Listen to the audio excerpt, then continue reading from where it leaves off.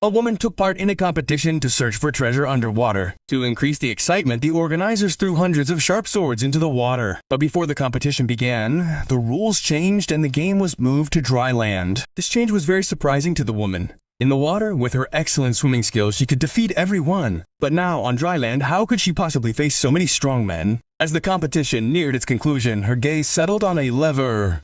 Seeing it from afar, an idea occurred to her. She attached a heavy weight and a fishing net to one end of the lever. Then, with the momentum of the lever, she launched herself into the air, exerting all her strength and finally managed to catch the jewels. But at that very moment, she was pulled back down with force. Her opponent took out a steel stake and tried to stab her in the abdomen. Luckily, the woman was wearing soft armor made of metal mesh. Thanks to that, she did not suffer any injuries and thus managed to pass the first round of the competition. The second round soon began. Whoever had the largest pearl would be the winner. The woman was the first to jump into the sea. The other competitors jumped in after her. Soon, on the bottom of the sea, she saw something special. There was a very large oyster. She thought that there must be a huge pearl inside it.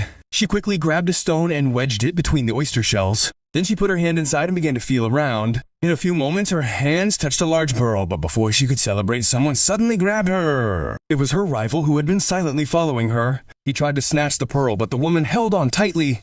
She kicked with all her might and began to swim backward. Then someone else grabbed her from behind. In a panic, she began to struggle desperately, then turned around and managed to free herself. Just as she began to swim towards the shore, another competitor appeared, threw the woman to the bottom of the sea, and swam towards the boat, the rivals boarded the boat and asked the boatman to leave immediately, but the next moment the same woman emerged from the sea again. In her hand she held an even larger pearl.